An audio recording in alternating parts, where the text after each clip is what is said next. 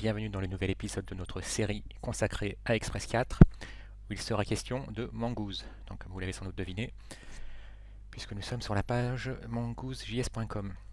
Alors en deux mots, qu'est-ce que c'est Mongoose? Mongoose c'est un Object Document Mapper, un ODM donc, ce qui est l'équivalent si vous avez eu affaire aux ORM dans d'autres langages, comme en C#, en Java et en PHP, je pense qu'il y en a également.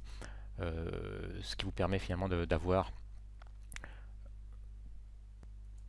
un outil qui vous permet d'avoir une liaison directe, si on peut dire, entre des objets écrits en JavaScript et une base de données. Pour nous, ce sera MongoDB.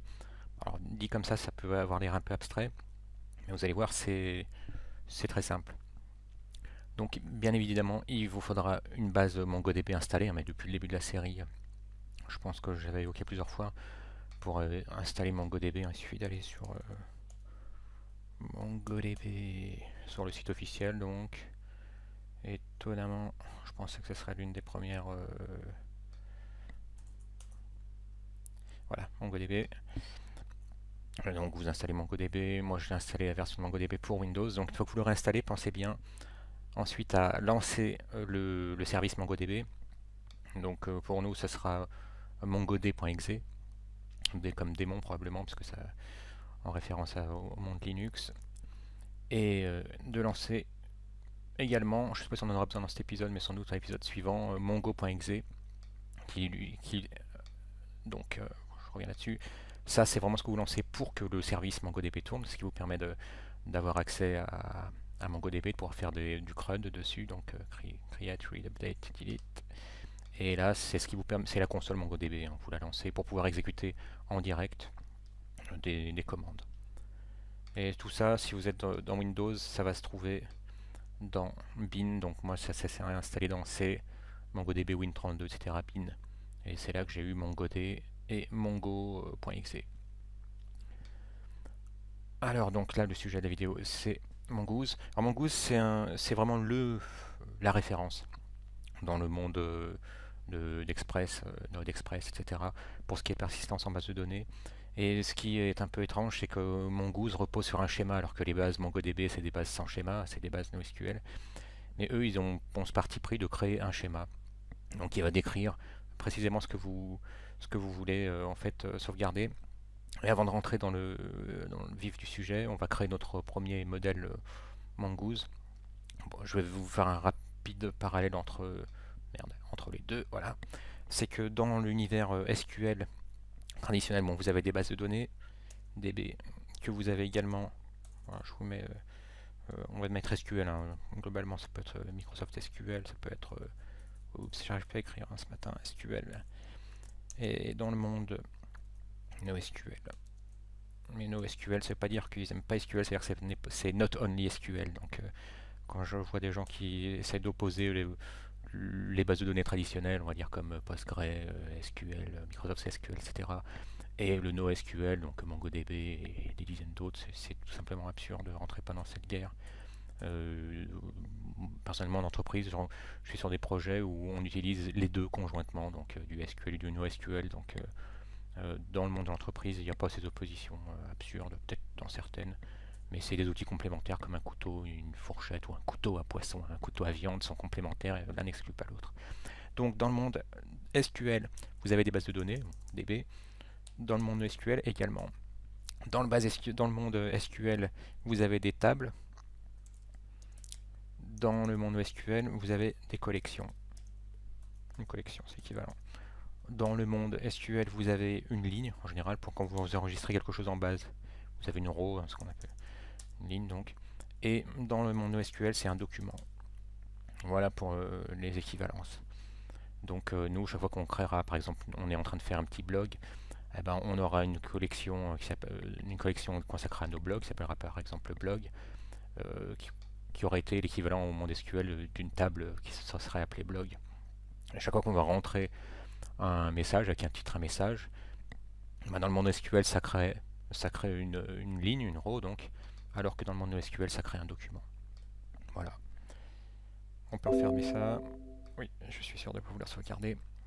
Donc, jusqu'à présent, qu'est-ce qu'on avait avec l'exemple qu'on a utilisé jusqu'à présent, nos messages, en fait, on les persistait pas vraiment, on les mettait dans un tableau et on faisait un push dedans pour insérer en fait un objet JSON. Donc là maintenant, ce qu'on va faire, on va créer une base en fait MongoDB dans laquelle se trouvera une table qui elle-même ensuite permettra de recevoir en tout cas des documents.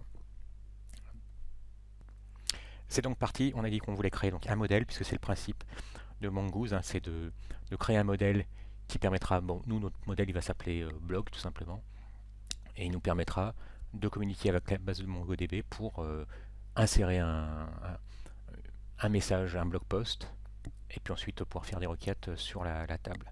Donc on a dit qu'il nous fallait un répertoire. Enfin, on n'a pas dit, simplement on va bien structurer, on va continuer ce qu'on a fait depuis le début. On crée un répertoire qu'on va appeler modèle, et même modèles au pluriel, puisqu'on sera amené à en créer plusieurs. Voilà. Et dans ce modèle, nous allons créer un fichier consacré à nos blog posts, que nous allons tout simplement appeler blogpost.js. Et donc c'est là-dedans que nous allons créer notre modèle. Mais si vous avez été attentif, et je suis sûr que vous l'avez été, c'est que dans le monde d'Express, etc., tout commence par l'installation du module qu'on va utiliser. Nous, on veut utiliser Mongoose. Donc, qu'est-ce qu'on va faire? On va aller dans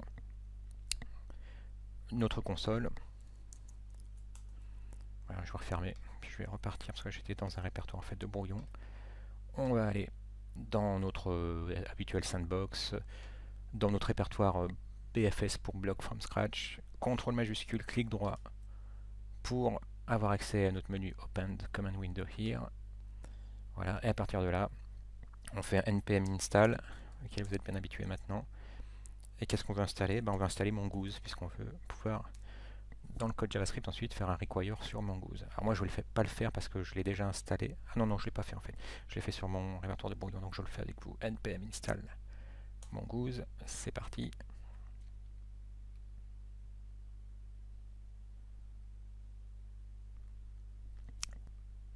Pour l'installation de Mongoose, c'est fait, donc npm install, je vous le rappelle, Mongoose. Maintenant, on peut créer notre premier modèle. Comme bien souvent, tout commence par un require. Donc, on fait un require pour pouvoir utiliser le module qu'on vient d'installer, le module Mongoose. Je vous ai dit tout à l'heure que Mongoose repose sur des schémas. Donc, à l'aide d'un schéma, on va lui décrire l'objet qu'on va utiliser, donc notre objet blog post. Donc, on va créer un schéma.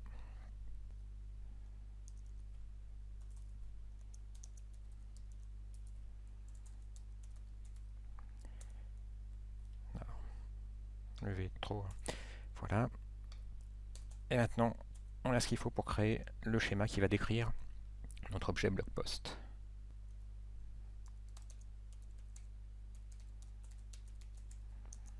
Donc on veut créer un nouveau schéma.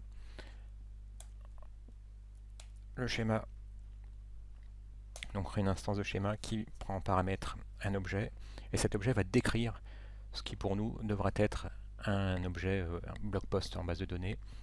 Alors ce qui est un peu étonnant, c'est que on veut qu'il y ait un titre et un message, ce qu'on a fait depuis le début. Donc un title. En clé, on a ce qu'on veut avoir comme propriété pour notre objet. Et en valeur, on va voir le type. C'est ce qui est un peu surprenant parce qu'on est habitué, chaque fois qu'on utilise des objets JSON, à voir en clé. Quand on crée une propriété, en général d'avoir en clé le nom de la variable, ou en tout cas de la propriété qu'on veut créer. Et puis en valeur, finalement la valeur qu'on veut stocker. Alors que là, en fait, c'est le type. Donc vous avez des types qui existent à peu près en JavaScript plus quelques autres. Donc on aura des strings, des members, des dates. Et on a donc dit que la deuxième chose qui devait être sauvegardée en base, ce serait le message. Donc, comme on faisait depuis tout à l'heure, quand on crée, enfin depuis les vidéos précédentes, on crée un blog post, il aura un titre et puis un contenu. Ce contenu, c'est le message. Ça va aussi être un string.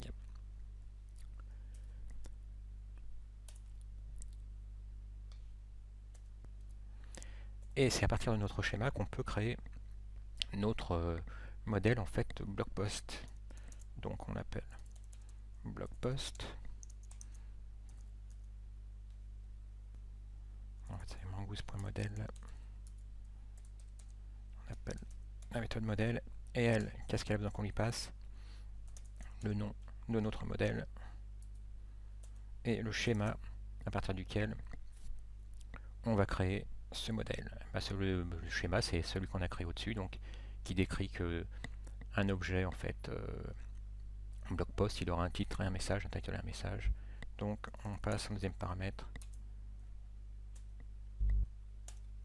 le schéma. Et comme on veut pouvoir utiliser ce modèle depuis d'autres fichiers qui vont l'importer, eh ben, il faut, comme toujours dans le monde Node, exporter ce qu'on veut rendre accessible depuis l'extérieur. Ouais, c'est module.export ce qu'on va faire.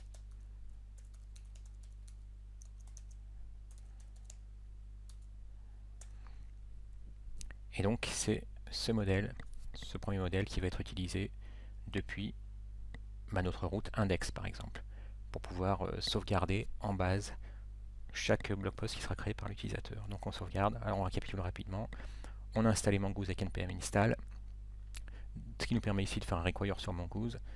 On a besoin d'un schéma, qui se trouve être une propriété de Mongoose, hop. Et à partir de ce schéma, on crée une instance du schéma qu'on appelle blog post schema, et dans lequel on décrit qu'on veut un title et un message. Donc ce title sera de type string, donc là c'est le type qu'on a en valeur, et le message sera de type string. On pourra aussi ajouter encore d'autres choses, des dates de création, enfin plein d'autres propriétés, mais pour l'instant on va rester simple.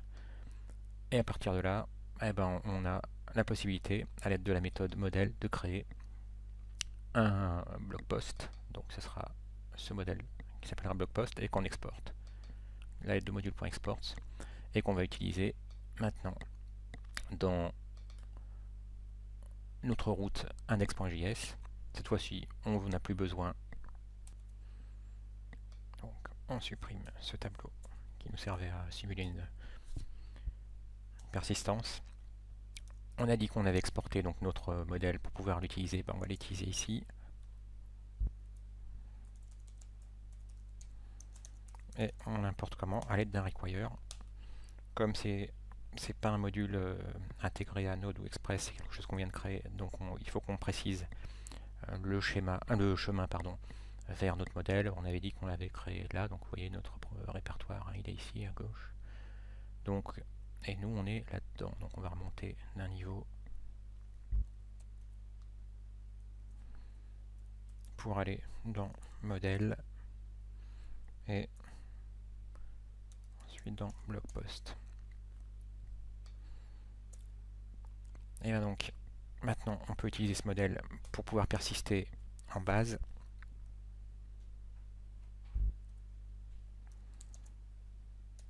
pp pour blog post. On dit que c'est une nouvelle instance de notre modèle. Et maintenant, on récupère ce que l'utilisateur avait saisi pour pouvoir hydrater, si on peut dire, notre objet. J'aime bien cette expression qu'on entend sur certains sites américains. Donc, notre title, on le récupère depuis la requête.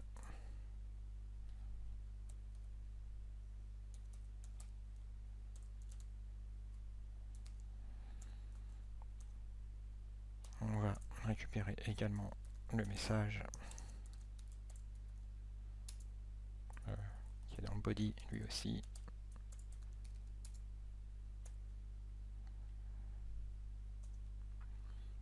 Et maintenant, notre instance de modèle, elle dispose de quoi? D'une méthode save qui, comme vous l'aurez deviné, permet de sauvegarder en base.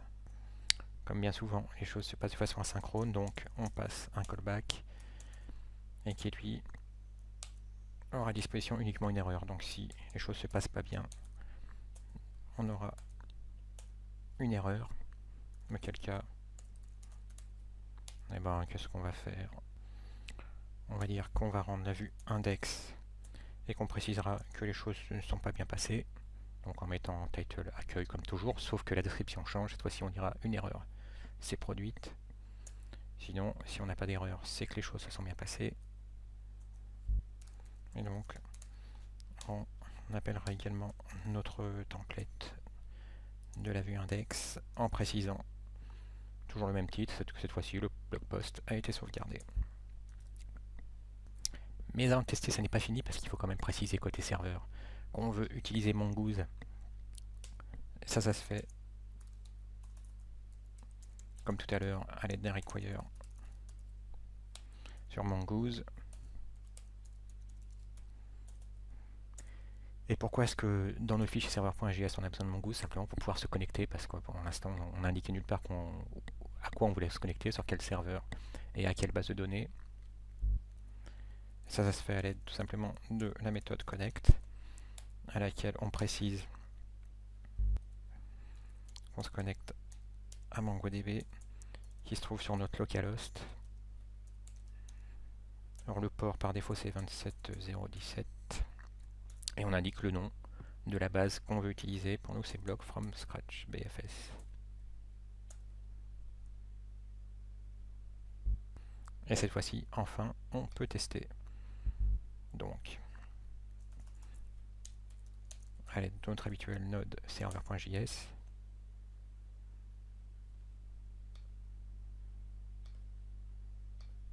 on se connecte sur le port 3000.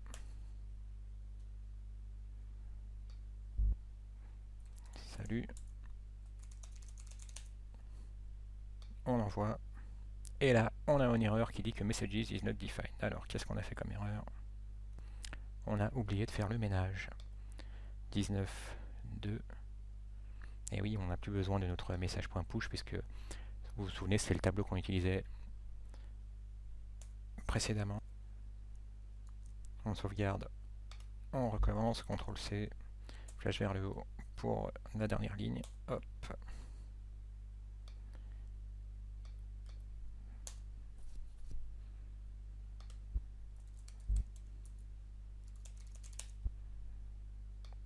On l'envoie, il n'y a pas eu d'erreur. Cette fois-ci, on va dans la console MongoDB. Alors là, c'est MongoDB, Mongoose, pardon, mongo.exe, donc c'est bien la console. Si vous voulez voir quelles sont les bases que vous avez, vous pouvez faire un show DBS pour voir les bases de données. Alors je dois en avoir une qui s'appelle Block from Scratch BPS, que je ne vois pas comment ça s'est fait. Alors il se fait tout simplement que je n'ai pas sauvegardé, parce qu'on voit le petit rond au lieu d'une croix. CTRL S pour sauvegarder. CTRL C, allez, on relance le serveur.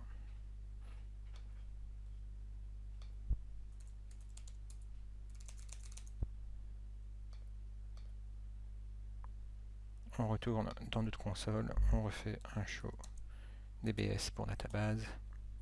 Là, il y a bien une base qui s'appelle BPS pour Block from Scratch. On va dire qu'on veut utiliser, alors là vous apprenez ces commandes, elles vous serviront au quotidien. On dit qu'on veut utiliser la base de données qui s'appelle BPS. Voilà, la console nous indique qu'elle est passée, qu'elle a switché sur db.bps, et maintenant on veut voir tout ce qu'il y a dedans. Ça se fait à l'aide de show db, parce que maintenant, regardez, si je tape db tout court, c'est bps, donc si je fais un show db. En fait, avant ça, j'ai plutôt fait un show tables pour voir le nom de ma table, que j'avais déjà oublié, c'était blog post, ce qui correspond au nom de notre modèle. Et donc maintenant, je peux faire un db.blogpost et un find. Donc, quand on appelle la méthode find, ça nous montre tout ce qui est en base. Et bien, qu'est-ce qui est en base pour l'instant? Simplement un seul document, parce qu'on a dit que dans le monde NoSQL, ça s'appelait les documents, l'équivalent d'une ligne, donc en base SQL traditionnelle, et qui contient bien notre titre salut, AZ2 c'est le message, et un ID, donc qui a été généré par MongoDB. Voilà, vous avez vu rapidement comment utiliser Mongoose pour avoir un ODM, donc un Object Document Mapper. Et donc, c'est maintenant grâce à notre modèle blogpost.js qu'on a créé donc en à peine 10 lignes de code, que nous avons un modèle qui nous permet de faire du CRUD sur une base MongoDB. Dans cet épisode-ci, on a vu simplement comment insérer en base. Dans l'épisode suivant, nous verrons comment modifier, supprimer et afficher tout le contenu de la base. Merci d'avoir suivi cette vidéo.